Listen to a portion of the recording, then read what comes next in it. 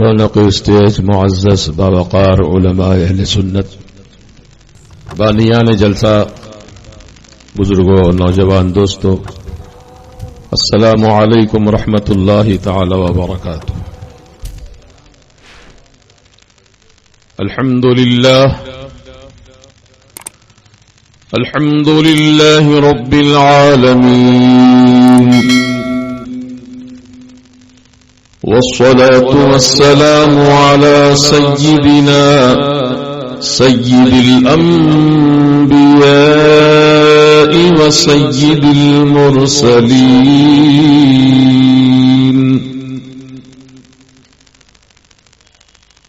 وعلى آله الطيبين الطاهرين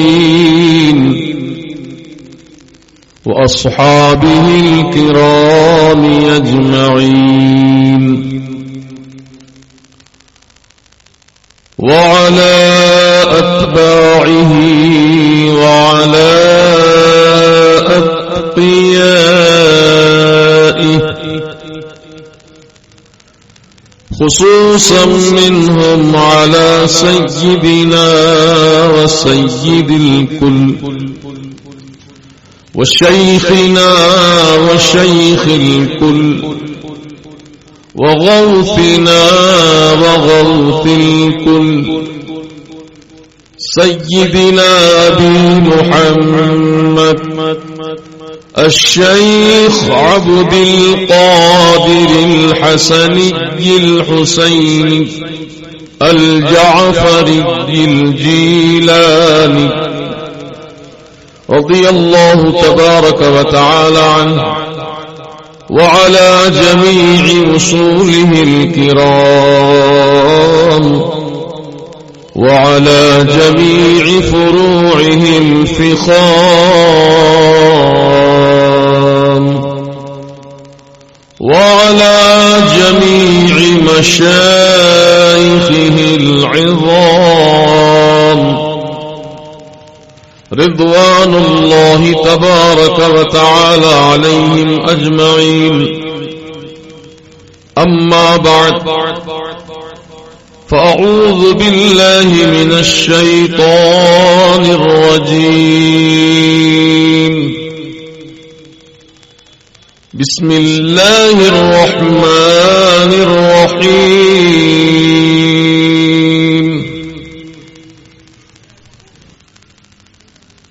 يا أيها الذين آمنوا استعينوا بالصبر والصلاة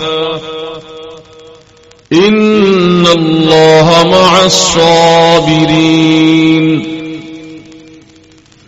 ولا تقولوا لمن يقتل في سبيل الله أموات،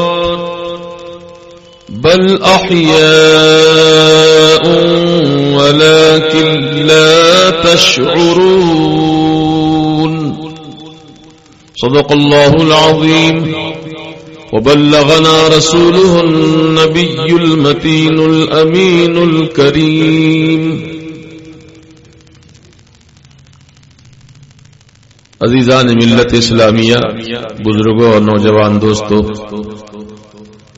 دستور اہل سنت و جماعت کے مطابق ہم اور آپ عقیدت و محبت کے ساتھ، کامل توجہ اور بھرپور وارفتگی کے ساتھ ہم سبوں کے آقا و مولا، مدنی دلہا، تاجدار عرب و عجم، صاحب لطف و کرم، باعث تخلیق آدم و بنی آدم، اللہ کے حبیب، انبیاء کے خطیب، زخم خوردہ انسانیت کے طبیب، ارواحنا فدا حضور احمد مجتبی محمد مصطفیٰ صلی اللہ تبارک و تعالی علیہ وآلہ واصحابہ وبارک وسلم کی بارگاہ مقدسہ میں ہدیہ درود و سلام پیش کریں. اللہم صلی وسلم وبارک علی سیدنا ونبینا ومولانا محمد کما تحب وترضى بأن تصلی علیہ صلاۃ وسلام علیک سیدی یا حبیبی یا رسول اللہ صلی اللہ تبارک و تعالی علیہ وسلم. الحمدللہ ثم الحمدللہ. آج سالم چوک تالاب کٹا کی سرزمین پر شہدائے کرب بلا رضوان اللہ تعالی علیہم اجمعین اور حضور ہم شبیہ غوث اعظم مظہر غوث اعظم تاجدار اہل سنت شہزادہ اعلی حضرت حضور مفتی عالم مفتی اعظم الشاہ مصطفیٰ رضا خان علیہ رحمت و رضوان کی یاد میں جلسہ منعقد کیا گیا. اللہ تبارک و تعالی اس کا اہتمام کرنے والوں کو اجر عظیم عطا فرمائے. اور مسلسل کئی دنوں کی برسات نے حیدرآباد شہر کو بہت ہی زیادہ نواز دیا ہے، لیکن یہاں آپ حضرات کی کثیر تعداد دیکھ کر یہ پتہ چل رہا ہے کہ آپ کو موسم کی پرواہ نہیں ہے، آپ کو پرواہ ہے تو اللہ اور اللہ کے رسول اور اللہ والوں کی پرواہ ہے. انہی کی محبت میں آپ یہاں کشاں کشاں تشریف لے آئے. اللہ تبارک و تعالی ہر قدم کے بدلے آپ سب کو بھرپور نیکیوں سے نوازے. عزیزان محترم، ابھی آپ نے آپ کے مہمان خصوصی حضرت ڈاکٹر فضل اللہ چشتی صاحب سے بہت ہی معقول اور مدلل حوالوں کے ساتھ آپ نے تقریر سنی. یوں تو میں شروع سے حاضر نہ تھا، چند آخری لمحات کی گفتگو سننے کا مجھے موقع حاصل ہوا، اور جو دلائل کے ساتھ آپ نے 2 سوال کے جواب آپ کے سامنے دیے، الحمدللہ اہل سنت و جماعت کا مسلک اور عقیدہ بالکل واضح، اور اس میں حقانیت ہے، صداقت ہے، اور اس عقیدے کے ماننے والوں کے لیے نجات ہے. یوں تو دنیا میں بے شمار عقائد کے حامل افراد و تنظیمیں، تحریکیں، جماعتیں وجود میں آئی ہیں، لیکن اللہ کے پیارے حبیب صلی اللہ تبارک و تعالی علیہ وسلم نے اپنی حیات ظاہری میں ارشاد فرمایا تھا کہ میری امت میں 73 جماعتیں ہوں گی، 73 فرقے ہوں گے، ایک فرقہ ناجی ہوگا، نجات پانے والا، جنت میں جانے والا، اور ان کے سوا جو ہیں وہ سب جہنمی ہیں. کلہم فی النار الا ملۃ واحدہ. اب حضور کے اس فرمان کی روشنی میں یہ بات واضح ہو چکی کہ صرف اور صرف ایک فرقہ ہے جو نجات پانے والا اور جنت میں جانے والا فرقہ ہے. جب یہ اللہ کے پیارے حبیب سے بیان سنا صحابہ نے تو فوراً عرض کیا رسول اللہ علیہ السلام کرم فرما دیں آقا، یہ بتا دیں کون سا فرقہ ہے جو جنت میں جانے والا ہے. تو حضور پاک علیہ السلام نے ارشاد فرمایا ما انا علیہ و اصحابی، جس راستے پر میں ہوں اور میرے صحابہ ہیں وہی راستہ جنت کا ہے. اب حضور کی اس حدیث کی روشنی میں یہ بات ثابت ہو چکی کہ صرف ایک فرقہ ہے جو حضور پاک علیہ السلام کی سنت مبارکہ اور صحابہ کرام کی مقدس جماعت کے طریقے پہ چلنے والے جتنے افراد ہیں یقیناً وہ سب ناجی ہیں، نجات پانے والے انشاءاللہ. تو آج فی زمانہ مختلف فرقوں میں جو لوگ بٹ چکے ہیں اور بڑا ذہنی خلفشار مچا ہوا ہے. ہر کوئی یہ جاننے کی جستجو میں ہے کہ بھئی کون صحیح ہے، کون سا راستہ چلنا چاہیے؟ سب کے ہاتھوں میں قرآن اور حدیث ہے. بھئی قرآن کی بات کہی جائے گی، حدیث رسول کی بات کہی جائے گی. اہل سنت و جماعت بھی یہی کہتی ہے کہ ہمارے پاس بھی الحمدللہ قرآن ہے، حدیث ہے، اجماع امت ہے اور قیاس ہے. اور کچھ وہ لوگ ہیں جو کہتے ہیں ہمارے پاس صرف قرآن اور حدیث ہے، اور کچھ وہ لوگ ہیں جو کہتے ہیں ہمارے پاس صرف قرآن ہے. بہرحال قرآن تو سبھی کے ہاتھوں میں ہے. جب قرآن اللہ کا کلام سب کے ہاتھ میں ہے تو پھر یہ گمراہی کیوں ہے؟ یہ بدعقیدگی کیوں پھیلائی جا رہی ہے؟ بد مذہبیت کا شکار کیوں ہو رہے ہیں؟ سوال یہ پیدا ہوتا ہے. قرآن کریم تو وہی ہے جو اہل سنت و جماعت کے پاس ہے، وہی اوروں کے پاس ہے.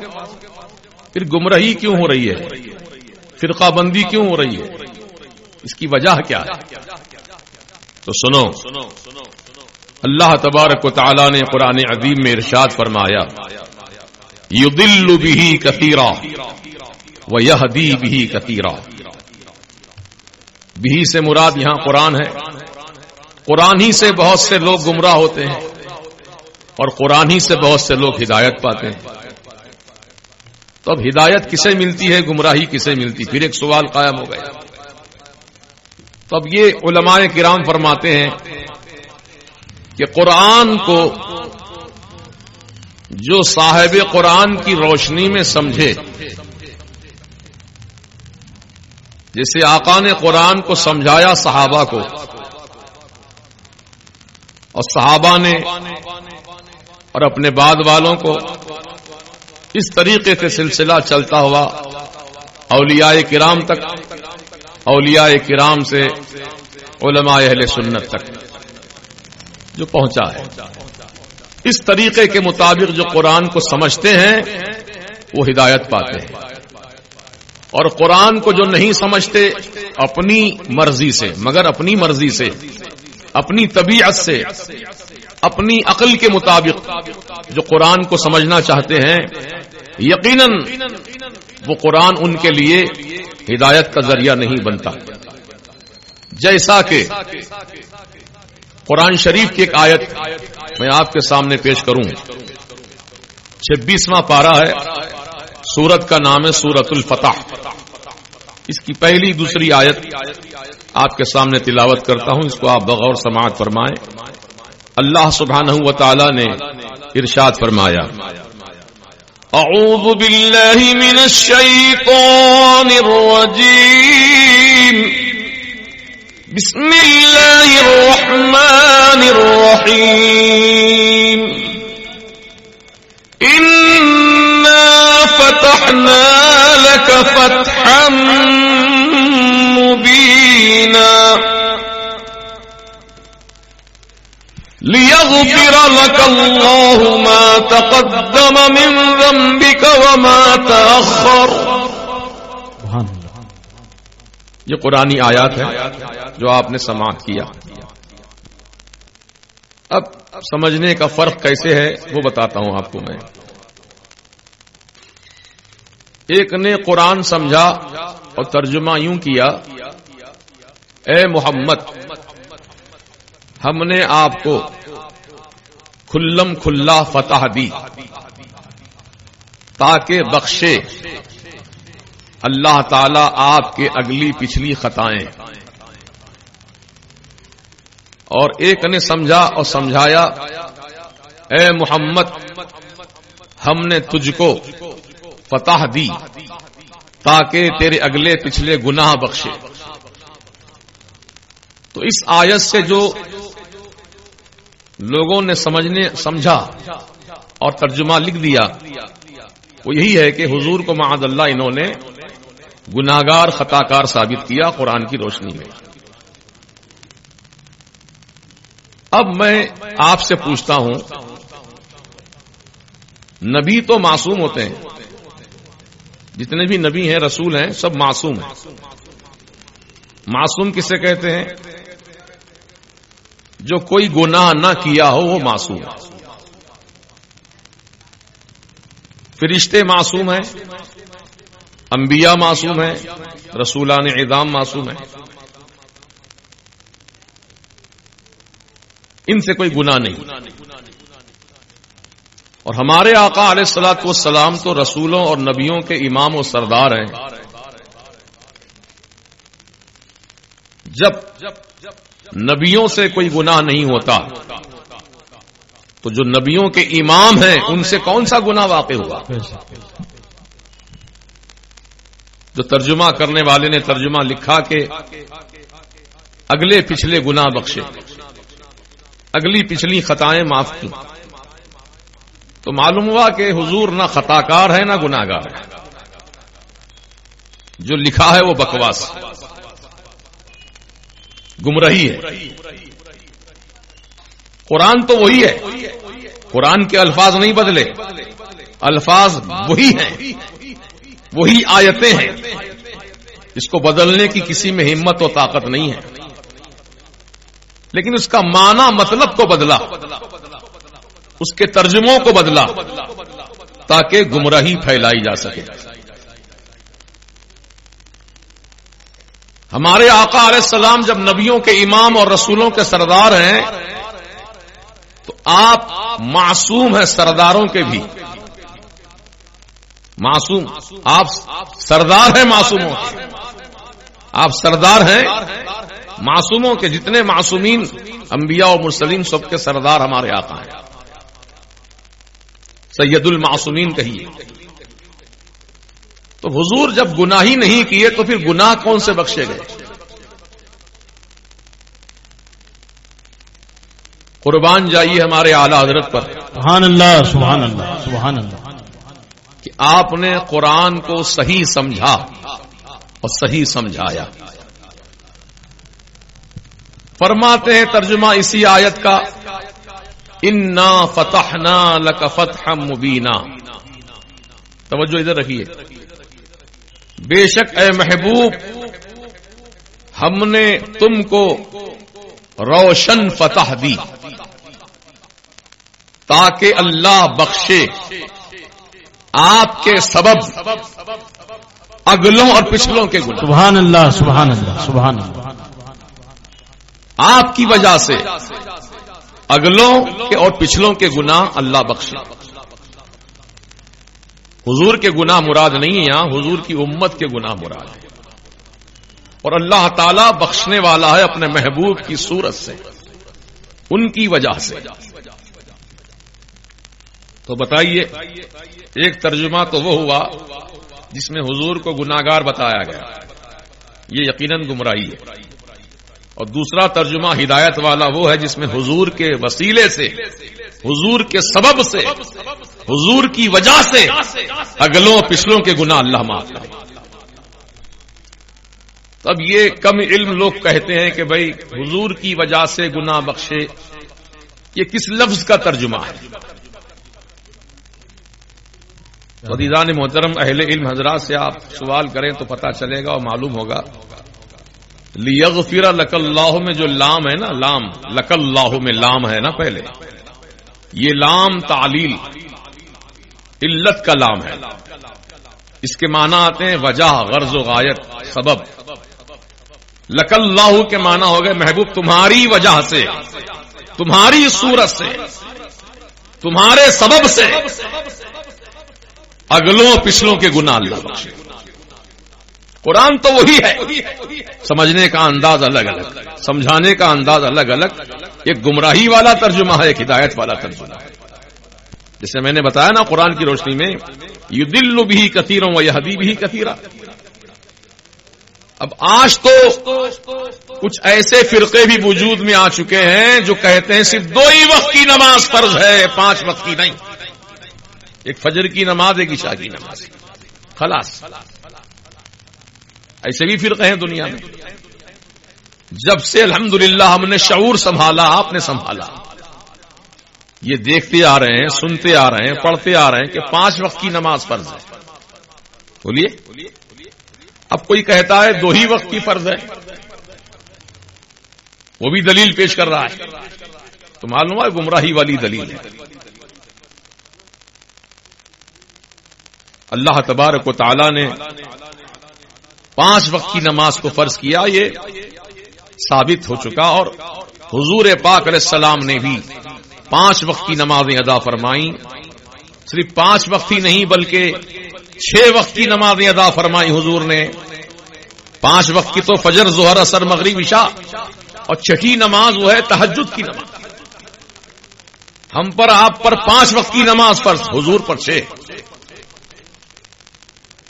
یہ حضور کی خصوصیت ہے۔ تو عرض یہ کرنا چاہتا ہوں کہ نماز جیسی فرض چیز، فرض عبادت، جس کو ساری دنیا کے مسلمانوں کا بچہ بچہ جانتا ہے، 5 وقت کی نماز فرض ہے۔ ایسے بھی گمراہ لوگ دنیا میں وجود میں آ چکے ہیں جو کہہ رہے ہیں 2 ہی وقت کی نماز فرض ہے۔ بات صحیح ہے ان کی؟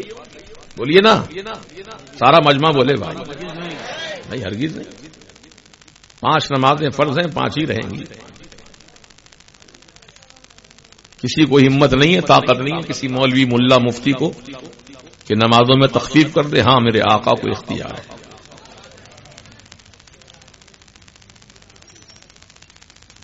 اللہ تبارک و تعالی ہمیں ہدایت پہ قائم رکھے۔ تو آج جس ذات پاک کی بارگاہ میں نذران عقیدت پیش کرنے کے لیے ہم یہاں جمع ہوئے ہیں، شہدائے کرب و بلا، شہدائے کرب و بلا کے جو سردار ہیں، امام ہیں، جو شہیدوں کے بھی سردار ہیں، سید الشہداء امام حسین عالی مقام رضی اللہ تعالی عنہ نے میدان کربلا میں جو اپنی قربانی پیش کی، کیوں؟ وجہ کیا تھی؟ اقتدار کی جنگ تھی؟ لڑائی کرسی کے لیے ہو رہی تھی؟ تخت و تاج کے لیے؟ نہیں۔ امام حسین رضی اللہ تبارک و تعالی عنہ شریعت اسلامیہ کے تحفظ کے لیے،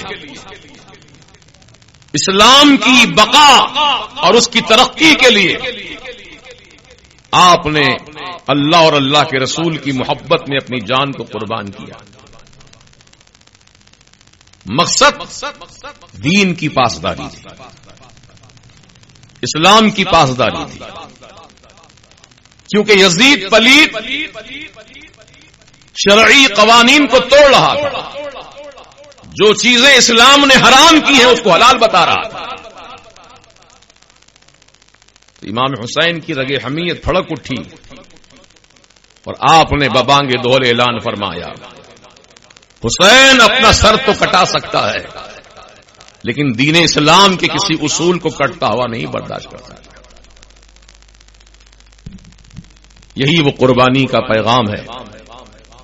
تو شریعت اسلامیہ کے تحفظ کے لیے شہید کرب و بلا سید الشہداء امام حسین عالی مقام رضی اللہ تعالیٰ عنہ نے نہ صرف اپنی بلکہ اپنے پورے خانوادے کی قیمتی جانوں کو قربان گاہ میں پیش کر دیا۔ تو معلوم ہوا امام حسین کے نزدیک جان سے بھی زیادہ کوئی چیز عزیز ہے تو اللہ اور اللہ کے رسول کا قانون عزیز۔ بے شک بے شک، سبحان اللہ۔ اسی لیے فقیر کہتا ہے، اے حسین تمہاری عظمت کو قرآن کے پارے سلام کرتے ہیں۔ سبحان اللہ سبحان اللہ۔ اے حسین تمہاری عظمت کو کعبۃ اللہ کے در و دیوار سلام کرتے ہیں۔ کیا بات ہے، سبحان اللہ۔ بے شک۔ اے حسین تمہاری عظمت کو بلند مینارے سلام کرتے ہیں۔ سبحان اللہ سبحان اللہ۔ آج تمہاری قربانیوں کا یہ فیضان و صدقہ ہے کہ کعبے کی رونق باقی ہے، بے شک بے شک بے شک۔ کعبے کا جاو جلال باقی ہے، گنبد خضرا کا جمال باقی ہے، سبحان اللہ۔ قرآن عظیم کا تقدس باقی ہے، شریعت اسلامیہ باقی ہے۔ یہ باقی جتنی چیزیں ہیں اسلام سے متعلق، یہ سب قربانی کا صدقہ ہے میرے امام حسین۔ بے شک بے شک۔ لوگ آسان سمجھتے ہیں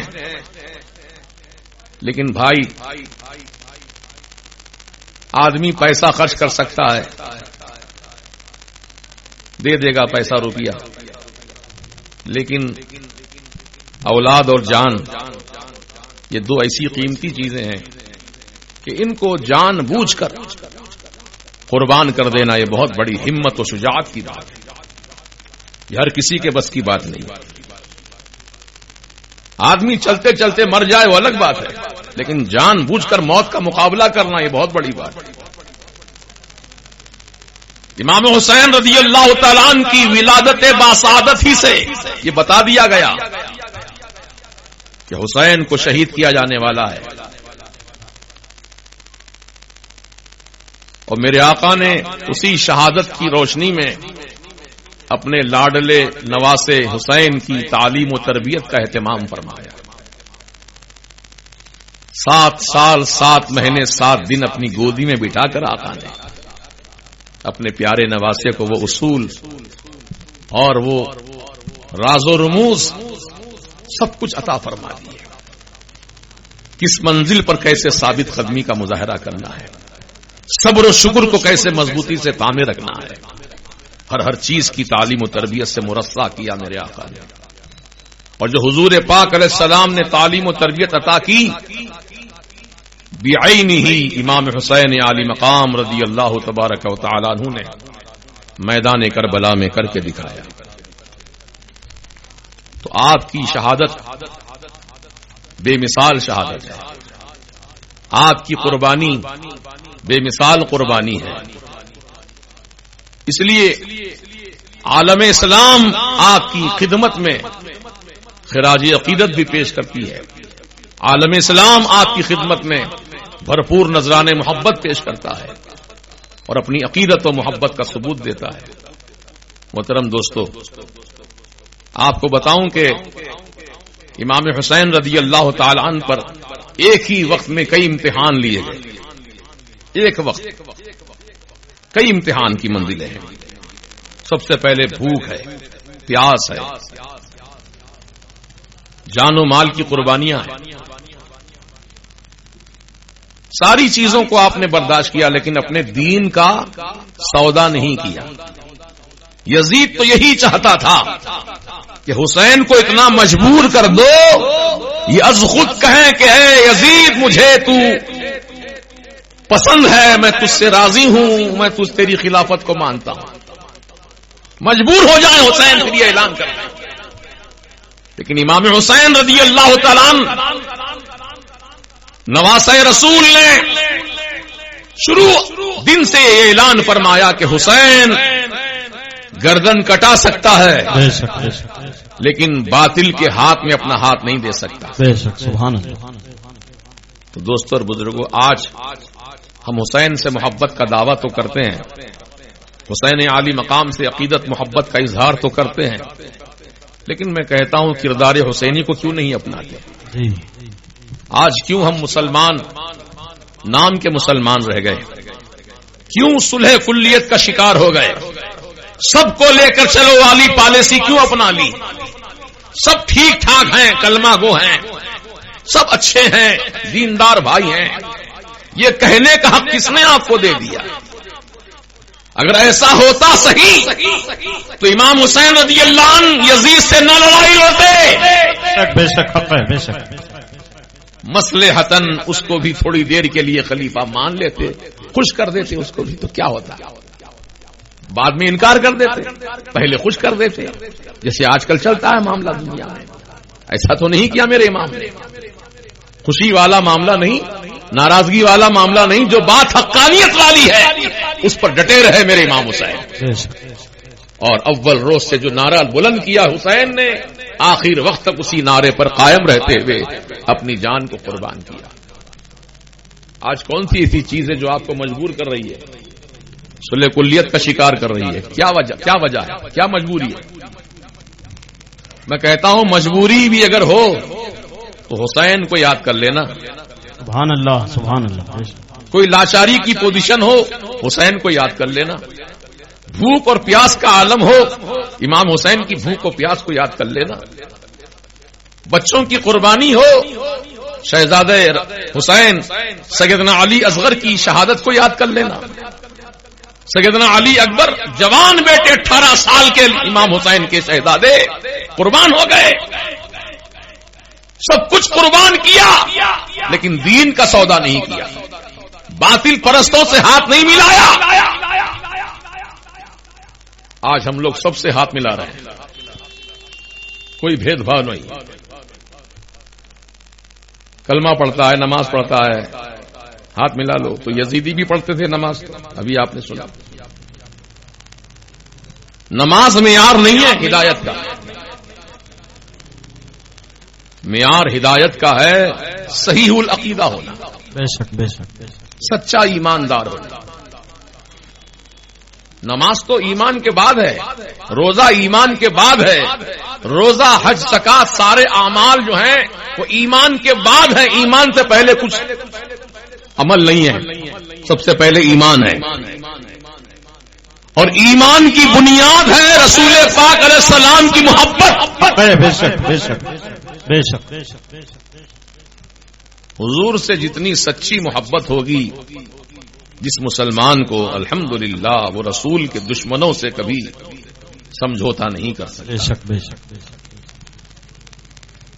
کردار حسینی تو یہی کہتا ہے نا. یزید تو کہہ رہا تھا کہ ہاتھ میں ہاتھ دے دو میرے, پھر ڈھیر لگا دوں گا قدموں میں دولت کے, حسین و جمیل عورتیں آپ کی نکاح میں دے دوں گا, سلطنت چاہیے کسی جگہ کی گورنری وہ بھی دے دوں گا, سیٹ چاہیے سیٹ دے دوں گا, تخت چاہیے تخت بھی دے دوں گا, بس اپنا ہاتھ میرے ہاتھ میں دے دو, خلیفہ مان لو مجھے. یہی تو لالچیں دے رہا تھا.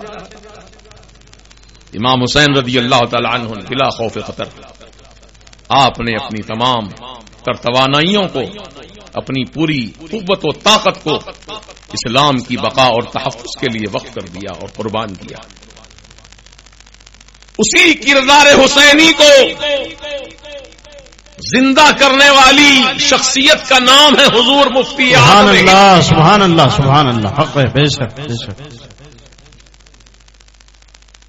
ہندوستان میں ایمرجنسی لگی تھی, بڑے بڑے لیڈروں کو قید خانے میں بند کیا جا رہا تھا. جو حکومت کے خلاف آواز اٹھایا اندر, جو لوگ عمر رسیدہ ہیں وہ جانتے ہیں ایمرجنسی کا دور کیسا دور تھا. جیلیں بھر دی گئی تھی سب لیڈروں سے, جو خلاف بکا اندر, کوئی پرسان حال نہیں ان کا, نہ کوئی مرافع نہ کوئی اپیل, چڑھتے رہو جیل میں. ایسے عالم میں ایمرجنسی لگی ہے, حکومت نے قانون پاس کیا کہ مسلمانوں کو نسبندی کرانا ضروری ہے, بس 1 اور 2 بچے کافی ہیں, اس سے زیادہ نہیں. نسبندی کراؤ. فیملی پلاننگ پر عمل کرایا جا رہا تھا. اس دور میں دارالعلوم دیوبند سے حکومت نے فتویٰ مانگا, تو دیوبند کے بہت بڑے مولانا محتمم قاری طیب قاسمی نے فتویٰ دے دیا, جواز کی صورت نکالی, اور شاہی امام جامع مسجد کے عبداللہ بخاری نے بھی حکومت کی تائید میں فتویٰ صادر کر دیا. بڑی تشہیر ہوئی اس کی, کئی روز تک اس کا ڈنڈورا پیٹا گیا ان دونوں فتووں کا. مسلمانوں کو رجھانے کے لیے, ان کو راضی کرنے کے لیے 2 فتووں کا سہارا لیا حکومت نے. جب اتنے بڑے اداروں کے, اتنی بڑی مسجد کے امام نے اور محتمم نے جب فتویٰ دے دیا ہے تو ہم کو کیا ہے اعتراض کرنے کا حق. سارے فتوے حکومت کی تائید میں آ رہے تھے. جو فتویٰ حکومت کی تائید میں نہیں لکھا یا انکار کیا اس کو جیل خانے میں بند کیا جا رہا ہے. ایسے عالم میں کردار حسینی کو زندہ کرنے والی ذات ہم شبیہ غوث اعظم حضرت غوث اعظم شاہ مصطفیٰ رضا خان شہزادے اعلی حضرت کی ذات ہے. بے شک بے شک. آپ سے فتویٰ مانگا گیا, آپ کیا فرماتے ہیں؟ کیا بات. آپ مفتی اعظم ہیں, فتویٰ دیجیے آپ. تو حضور مفتی اعظم نے قلم اٹھایا اور کاغذ پر تحریر فرما دیا کہ اسلام میں فیملی پلاننگ پر عمل کرنا یا نسبندی کرنا حرام ہے, حرام ہے, حرام ہے. سبحان اللہ سبحان اللہ. 3 مرتبہ لکھا, حرام ہے, حرام ہے, حرام ہے. فتویٰ جاری کر دیا گیا حکومت کے خلاف, دیوبند کے خلاف, شاہی امام کے خلاف. حضور مفتی اعظم نے فتویٰ لکھ دیا. کتنی بڑی جرأت اور ہمت کا کام ہے. اور کیجیے ذرا. ایک طرف حکومت جیل خانے کے دروازے کھلے رکھی ہے، جو بھی خلاف میں آواز اٹھایا اندر کر دو. تو لوگ جو حکومتی لوگ تھے، حکومت کے ساتھ چلنے والے لوگ تھے، انہوں نے آ کر مشورہ دیا حضور مفتی اعظم کو کہ آپ نے کیا فتویٰ لکھ دیا. کہیں ایسا نہ ہو کہ حکومت آپ کو گرفتار کر لے، آپ کو ہتکڑیاں پہنا دے، جیل خانے میں پہنچا دے، تب کیا ہوگا. حضور ہماری آپ سے التجا ہے کہ اپنا فتوے پہ نظر ثانی فرمائیے، فتویٰ بدل دیجئے. حضور مفتی اعظم نے کیا جواب دیا، اس کو دل کی تختی پہ نوٹ کر لو. سبحان اللہ سبحان اللہ. فرماتے ہیں میرے مفتی اعظم علیہ رحمت و رضوان کے فتویٰ نہیں بدلے گا. کیا بات ہے، سبحان اللہ سبحان اللہ. فتویٰ نہیں بدلے گا. اللہ نے چاہا تو حکومت بدل جائے. کیا بات ہے، سبحان اللہ. نعرہ تکبیر، نعرہ رسالت، مسلک اعلی حضرت، استقامت سرکار مفتی اعظم، فتاوی حضور مفتی اعظم حضور شہباز دکن. نعرہ تکبیر، نعرہ رسالت. سبحان اللہ سبحان اللہ. اور جو فرما دیا ویسا ہی ہوا. اللہ والوں کی زبان سے جو بات نکلتی ہے اللہ پاک ان کی لاج رکھتا ہے.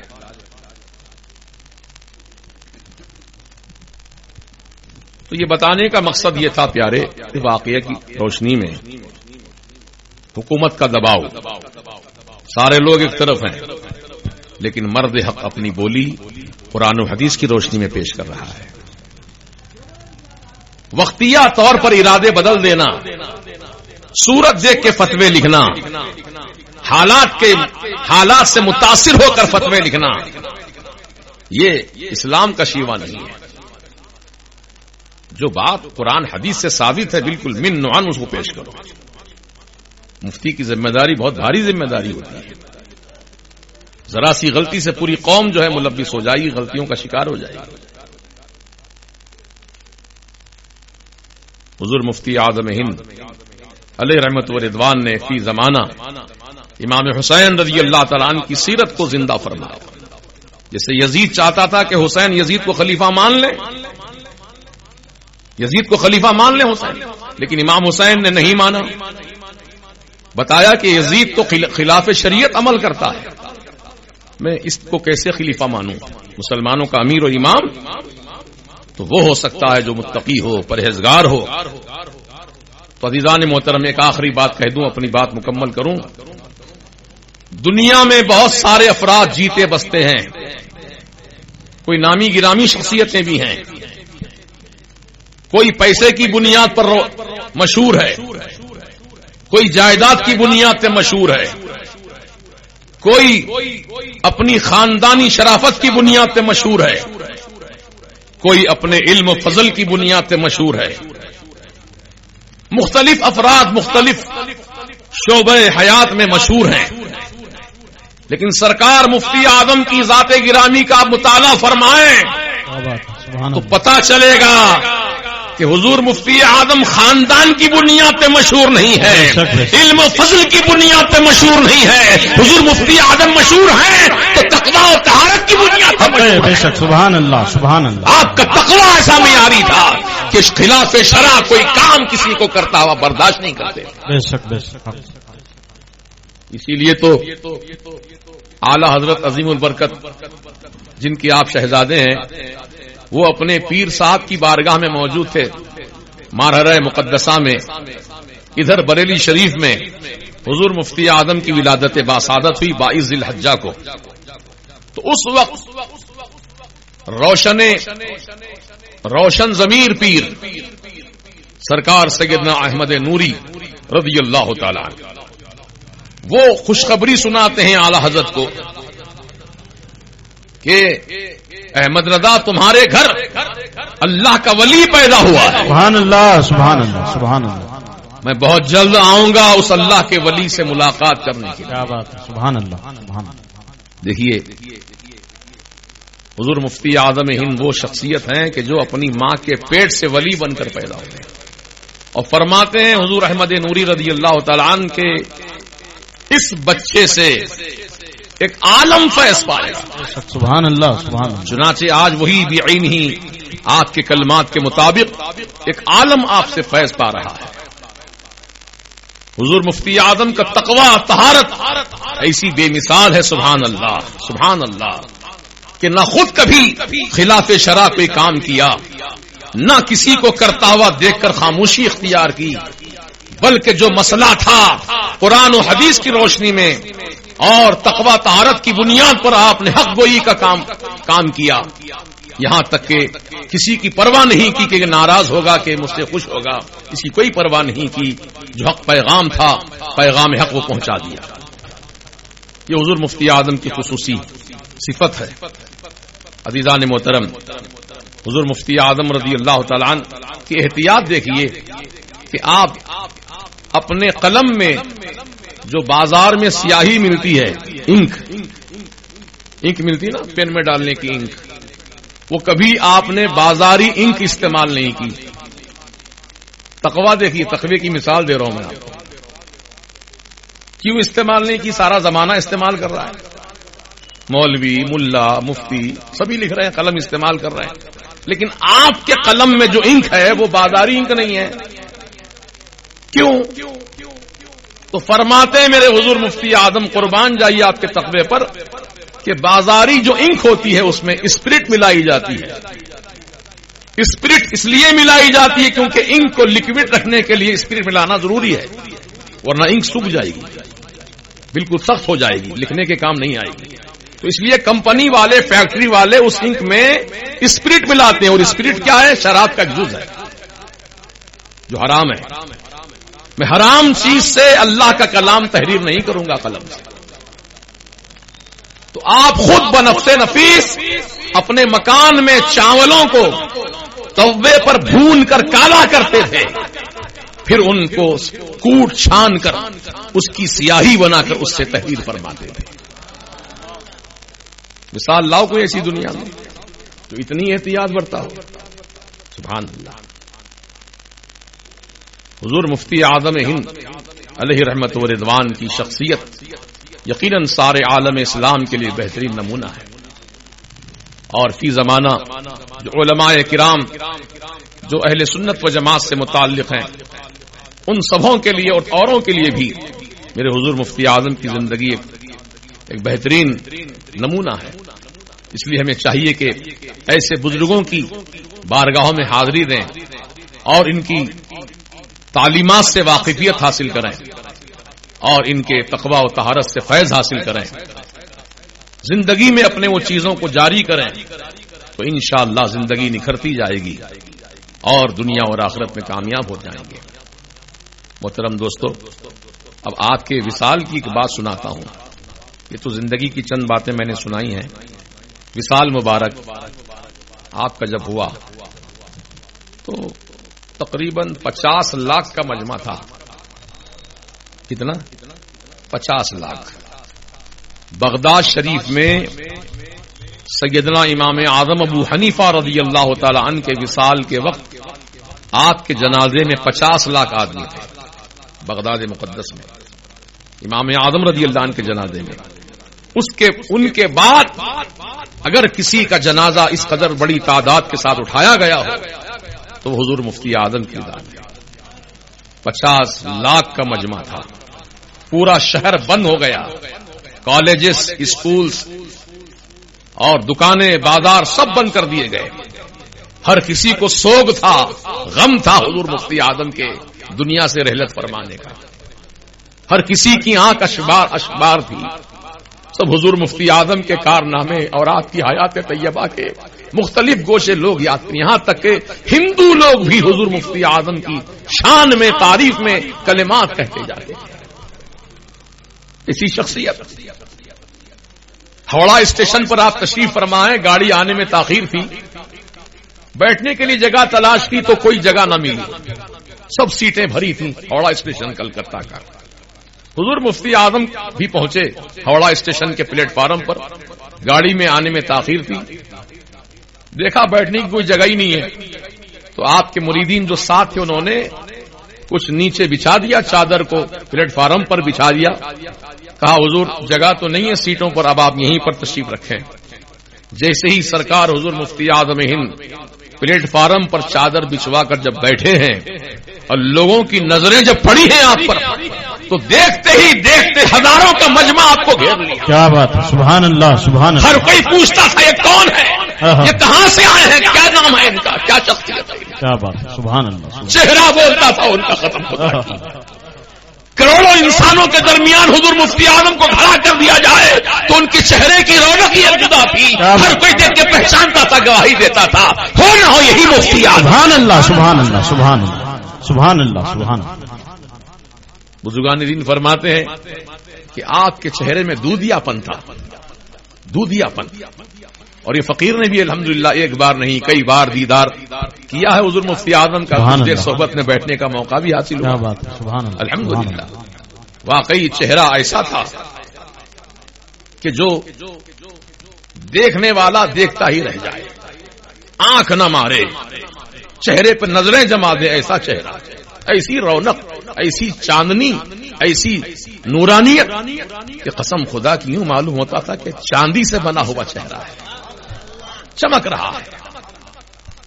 بزرگان دین فرماتے ہیں جو عابد شب زندہ دار ہوتے ہیں، جو راتوں میں رات بھر عبادت کرتے ہیں، انہی کے چہرے ایسے روشن ہوتے ہیں۔ سبحان اللہ سبحان اللہ۔ حضور مفتی اعظم ہند رضی اللہ تعالی عنہ کی ذات بابرکت ہمارے آپ کے لیے، سب کے لیے ایک بہترین نمونہ ہے، اور آپ کی زندگی کے اہم پہلو ہمارے لیے مشعل ہدایت ہیں۔ انشاءاللہ امید ہے کہ آپ حضرات اس جانب توجہ فرمائیں گے، اور سب سے پہلے استقامت فی الدین، اپنے دین اسلام میں استقامت حاصل کریں، مضبوطی حاصل کریں۔ اور جب آپ نے اہل سنت و جماعت کے عقیدے کو حق مان لیا ہے، یہ اہل سنت و جماعت کا عقیدہ حق ہے۔ اہل سنت جماعت اس کو نہیں کہتے ہیں جو وہابیوں سے گلے ملتا ہے، جو ہاتھ ملاتا ہے، ان کے گھر دعوت جا کے کھاتا ہے، ان کو گھر میں بلا کے کھلاتا ہے، وہ نہیں ہے، بے شک وہ ڈپلیکیٹ ہے۔ سچا اہل سنت و جماعت کا وہ ہوتا ہے، نہ وہابی بد مذہبوں سے تعلقات رکھتا ہے، نہ ان کی گھر دعوت جاتا ہے، نہ ان کو دعوت میں بلاتا ہے، نہ ان کے گھر کا پانی پیتا ہے، نہ ان سے کوئی تعلق رکھتا ہے۔ یہ سچا حیدرآباد میں سب بولتے ہیں اپنے آپ کو ہم سنی ہیں، بھائی ہم بھی سنی ہیں، فاتحہ پڑھتے ہیں، سلام پڑھتے ہیں۔ فاتحہ پڑھنا، سلام پڑھنا یہ سنیت کا معیار نہیں ہے، صحیح العقیدہ ہونا یہ معیار ہے سنیت۔ بے شک حق ہے، سبحان اللہ۔ دھوکہ مت کھاؤ، سنی ہے، سنی ہے۔ سنی وہ ہوتا ہے جو غدار رسول سے تعلق نہیں رکھتا ہے، سنی وہ ہوتا ہے جو سرکار مدینہ علیہ السلام اور صحابہ کرام خلفائے راشدین کی توہین کرنے والوں سے دوستی نہیں کر سکتا۔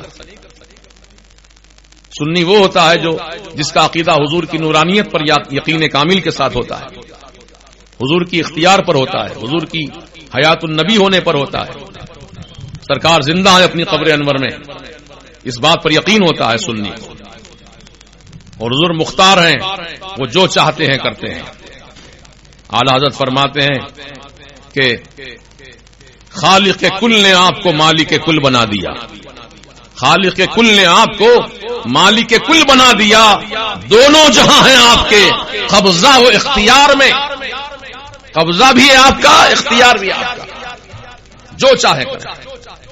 حضور چاہیں تو چاند کو 2 ٹکڑے فرما دیں، حضور چاہیں تو سورج کو واپس بلا لیں، حضور چاہیں تو کنکریوں سے کلمہ پڑھوا لیں، حضور چاہیں درختوں کو اپنے پاس بلوا لیں، حضور چاہیں تو مرد کے لیے جو سونا حرام ہے اس کو حلال فرما دیں۔